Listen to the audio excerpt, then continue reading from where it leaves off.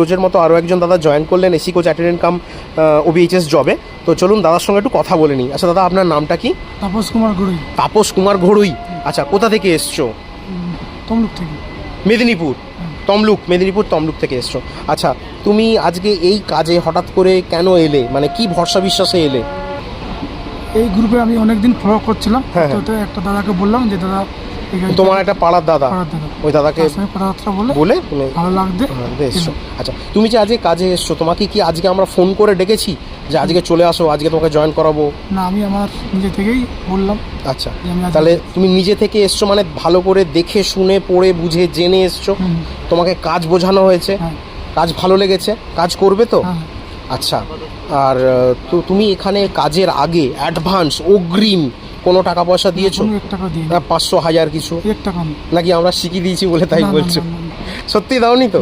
আচ্ছা আচ্ছা।